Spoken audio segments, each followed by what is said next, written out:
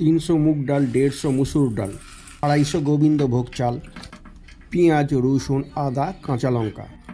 মুগ ও মুসুর শুকনো কড়ায় ভেজে নিলাম। ফুলকপি ও গাজর তেলে ভেজে নিলাম। সবজি ভেজে রাখা তেলটা হাঁড়িতে দিলাম। তার সাথে আরেকটু তেল যোগ করলাম।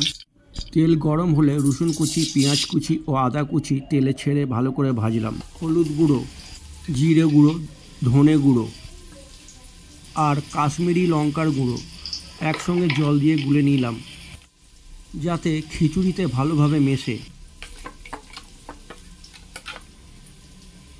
পেঁয়াজ, আদা, রসুন ভালো করে কষবো।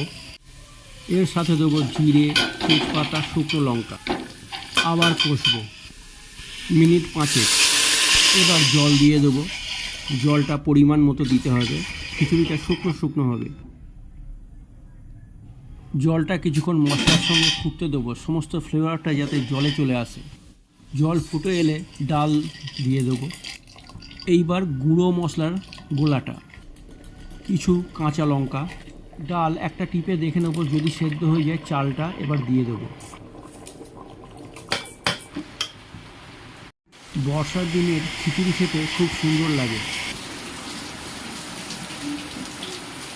আমি একটু চাট মশলার ব্যবহার করেছি।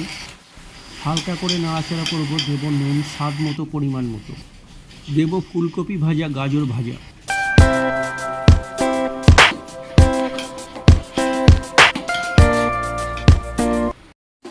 দেবো স্বাদ মতো চিনি। ভালো করে মিশিয়ে আঁচ বন্ধ করে ঢাকা দিয়ে দমে দিয়ে দেবো। যখন খাবো তখন খুলবো। এর সাথে আমি কিছু পাঁপড় ভেজে নিয়েছিলাম। বর্ষার দিনে আপনারা আপনাদের প্রণালী অনুযায়ী রান্না করবেন, খিচুড়ি খেতে খুবই ভালো লাগে।